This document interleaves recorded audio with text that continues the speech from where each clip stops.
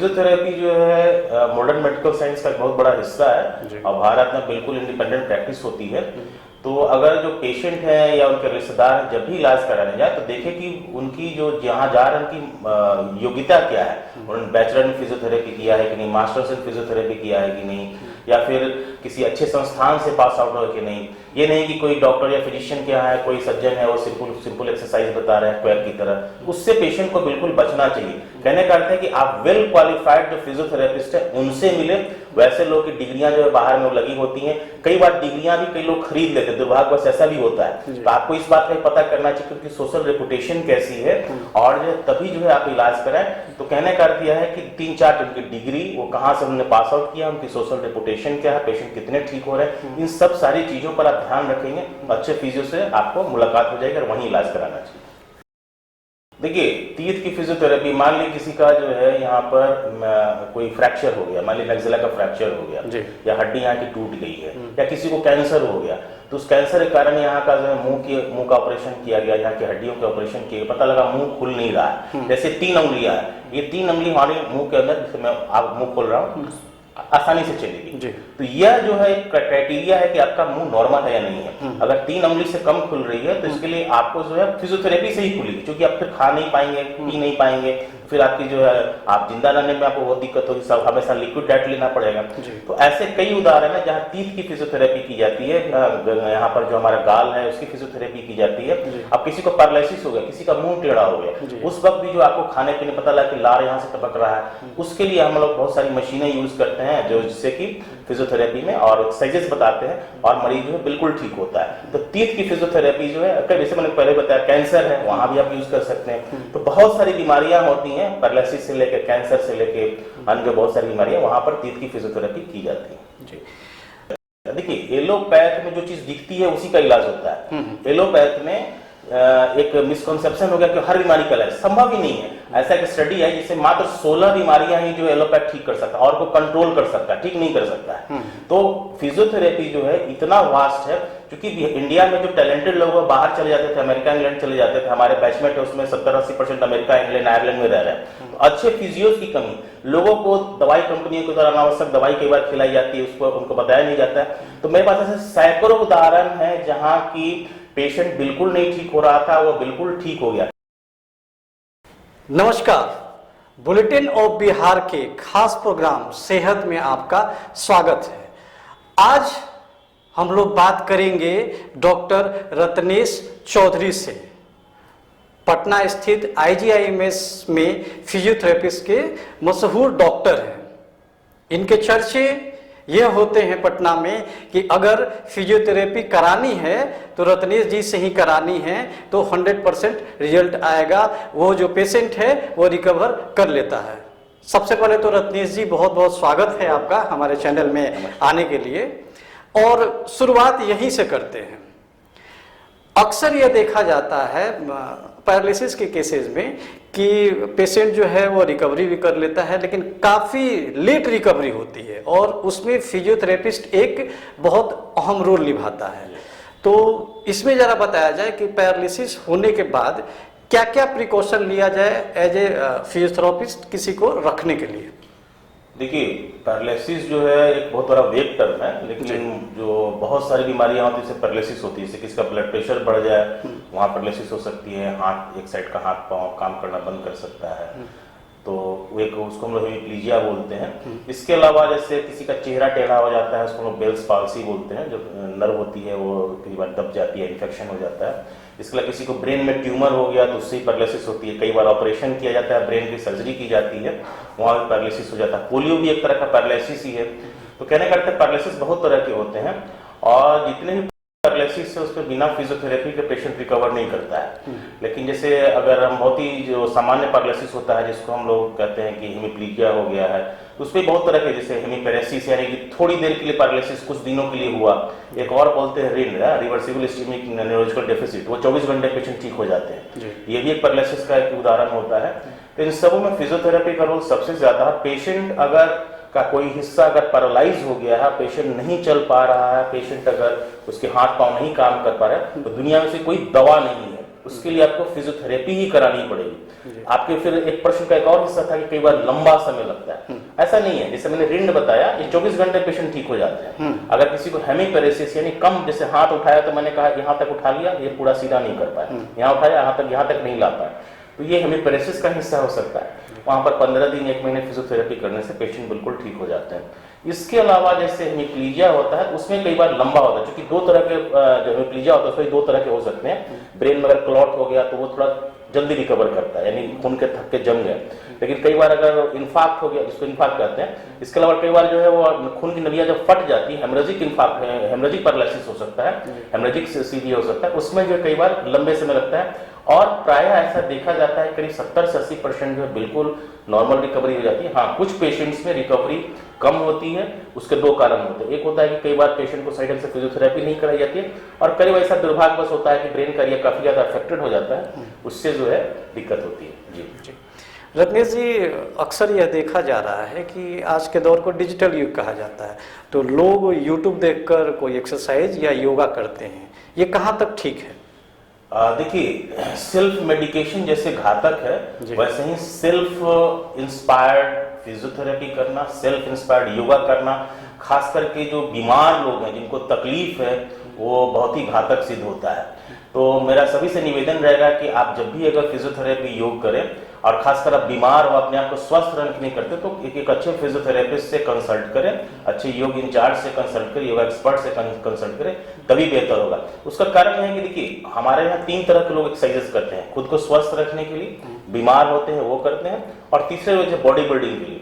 तो जो पेशेंट बीमार होते हैं उसमें कहीं ना कहीं पैथोलॉजी होती है, कहीं ना कहीं कुछ गड़बड़ी होती है। नॉर्मल जो फिजियोलॉजी है वो कहीं कहीं खराब होती है, तभी पैथोलॉजी में होती है। तो कहीं कहीं आपका सीटी स्कैन क्या कहता है, एमआरआई क्या कहता है, या ब्लड रिपोर्ट्स आपके क्या कहते हैं, उन सबको देखने के बाद ही जो है आपका पेशेंट का इलाज किया जाता है। और एक्सरसाइज इज मेडिसिन, व्यायाम दवा है। तो आप जैसे दवा ध्यान से लेते हैं, कोई खाली पेट लेते हैं, कोई सुबह लेते हैं, कोई शाम लेते हैं, उसी तरह से एक्सरसाइज करनी चाहिए। सेल्फ इंस्पायर्ड एक्सरसाइज से और योगा से बिल्कुल बचना, कि इससे नुकसान हो जाता है मरीजों को। जी, मॉडर्न लाइफ में योगा और आपके फिजियोथेरेपिस्ट का कितना कंट्रीब्यूशन है? देखिए, मॉडर्न लाइफ जो हमारा काफी भागदौड़ वाला होता है। अब जैसे मैं सुबह से 8:30-9 बजे से व्यस्त हूँ, अभी शाम में आपके साथ इंटरव्यू दो रहा, तो लगातार हम लोग काम ही कर रहे हैं। करीब आधे घंटे ही खाने पीने के बाद रिलैक्स हुआ। तो मॉडर्न लाइफ जो है काफी तेजी से भागती हमारी जिंदगी है, इसमें अपने आप को स्वस्थ रखना बहुत बड़ी एक समस्या है। इसके लिए आपको नियमित रूप से योग एक्सरसाइज करने होंगे, आपका जो है डाइट बिल्कुल सही होना चाहिए, आप जिस तरह के काम करते हैं उससे अकॉर्डिंगली जो है जरूर आप काम करें, और एक्सरसाइज को जरूर अपने रूटीन में कम से कम 35-40 मिनट एक्सरसाइज को जरूर रखना चाहिए। और वो भी अगर आप स्वस्थ हैं तो किसी कोई अच्छे फिजियो से मिल लीजिए। ये नहीं कि जिम में गए पता लगा कुछ एक्सरसाइज करना शुरू कर दिया, पता लगा कि कमर दर्द हो गई या हड्डी टूट गई, ये सब चीजों से बचना चाहिए।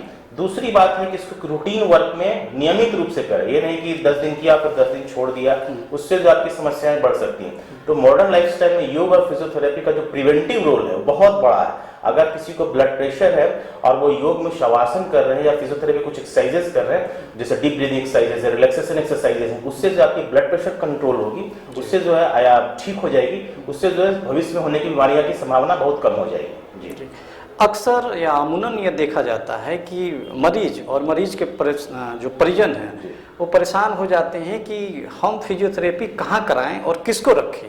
आप देखिए हुई है कि जहाँ भी मतलब पैरालिसिस का केस हो या कहीं फिजियोथेरेपी कराना है तो कोई डॉक्टर सजेशन दे देता है या कोई क्लिनिक वाला कि भाई यहाँ करा लो, यहाँ ठीक होता है। तो हमें इसे चूज करने में क्या क्या प्रिकॉशन लेने चाहिए? देखिए, फिजियोथेरेपी जो है मॉडर्न मेडिकल साइंस का एक बहुत बड़ा हिस्सा है और भारत में बिल्कुल इंडिपेंडेंट प्रैक्टिस होती है।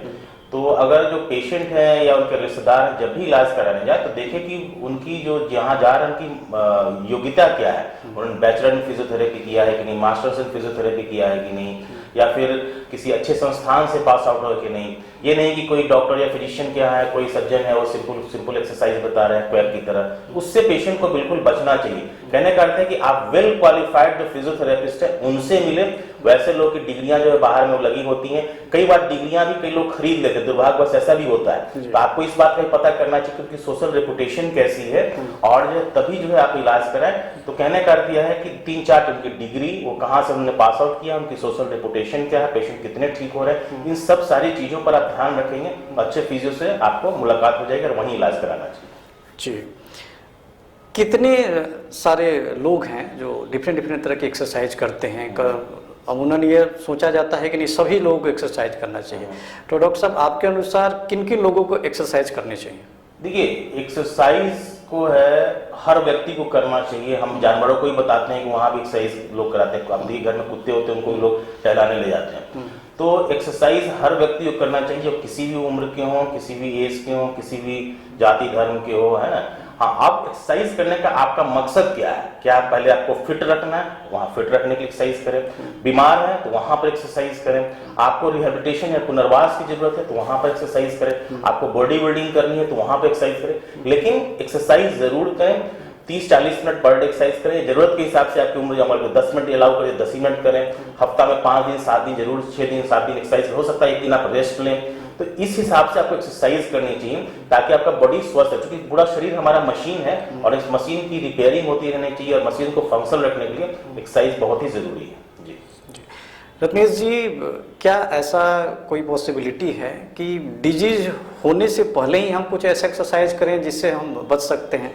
बिल्कुल, जैसे इसको हम लोग प्रिवेंटिव फिजियोथेरेपी के नाम से जानते हैं। योग में भी जो प्रिवेंटिव योगा होता है या नॉर्मल योग होता है, मान ली किसी को कमर दर्द होने की संभावना, मान ली कोई मेडिकल रिप्रेजेंटेटिव है या ऐसे हैं जो बाइक पर या साइकिल पर उनको बहुत ज्यादा घूमना टहलना पड़ता है, या ऐसे इंजीनियर हैं जो अपने साइट में सिविल इंजीनियर जिनको साइट पर काफी देर खड़े होना पड़ता है, तो ऐसे लोगों को जो है कमर दर्द होने की संभावना काफी ज्यादा होती है। तो उनको जो है नियमित रूप से बैक एक्सटेंशन एक्सरसाइज है, फिर पैसिव बैक एक्सटेंशन है, एक्टिव बैक एक्सटेंशन एक्सरसाइज है, योग में अर्ध शलवासन है, पूर्ण शलवासन है, इसके अलावा बहुत सारे आसन हैं जिसको भुजंगासन है, ये सब करना चाहिए। लेकिन आपको एक प्रॉपर इवैल्यूएशन के बाद करना चाहिए, तो बीमारियों के होने की संभावना कम होती है। उसी तरह आज के समय दौड़ में देखिए कि लोग कंप्यूटर काफी यूज कर रहे हैं, मोबाइल फोन काफी यूज कर रहे हैं, तो उनको कार्पल टनल सिंड्रोम, हाथ में दर्द होता है, कंधे जाम हो जाते हैं, एल्बो जाम हो जाते हैं, गर्दन में दर्द हो जाता है। तो वैसे लोगों को भी प्रिवेंटिव फिजियोथेरेपी के द्वारा एक्सरसाइज करने से बीमार होने की संभावना को काफी कम किया जा सकता है। जी चौधरी जी, यह भी सुना गया है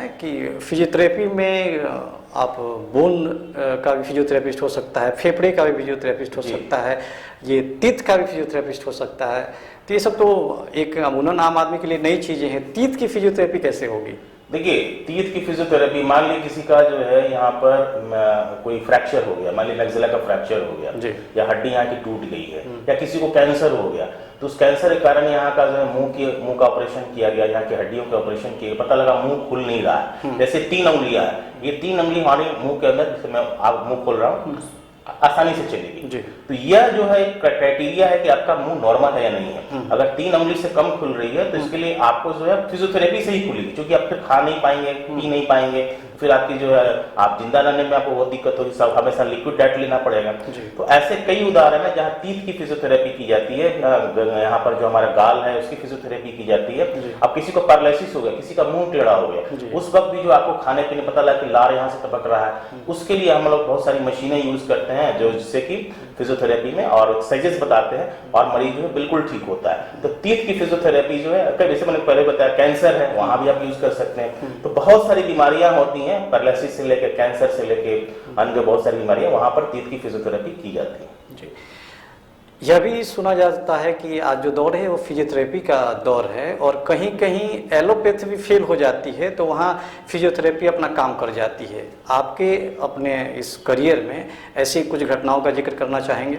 देखिए, ऐसे सैकड़ों घटना है। थोड़ा सा जो आपने जो बात है आपने कहा उस पर थोड़ा सा ऑब्जेक्शन भी है कि जहाँ एलोपैथ फेल जाता है। देखिए, एलोपैथ में जो चीज दिखती है उसी का इलाज होता है। एलोपैथ में एक मिसकॉन्सेप्शन हो गया कि हर बीमारी का इलाज संभव ही नहीं है। ऐसा एक स्टडी है जिससे मात्र 16 बीमारियां ही जो एलोपैथ ठीक कर सकता है और को कंट्रोल कर सकता है, ठीक नहीं कर सकता है। तो फिजियोथेरेपी जो है इतना वास्ट है, क्योंकि इंडिया में जो टैलेंटेड लोग हैं बाहर चले जाते थे, अमेरिका इंग्लैंड चले जाते थे। हमारे बैचमेट है उसमें 70-80% अमेरिका इंग्लैंड आयरलैंड में रह रहे हैं। तो अच्छे फिजियोस की कमी, लोगों को दवाई कंपनियों के द्वारा अनावश्यक दवाई कई बार खिलाई जाती है, उसको उनको बताया नहीं जाता है। तो मेरे पास ऐसे सैकड़ों उदाहरण है जहाँ की पेशेंट बिल्कुल नहीं ठीक हो रहा था, वो बिल्कुल ठीक हो गया। जैसे मैं छोटा सा उदाहरण दूं, देखिए एक वरिष्ठ यहाँ के पत्रकार थे और उनको जो है यहाँ पर एल्बो में टेनिस एल्बो था और यहाँ शोल्डर पूरा ज्वाइंट में पेन था। वो जगह जगह करीब 3-4 महीने से इलाज करा रहे थे, बिल्कुल वो कोई आराम नहीं हुआ।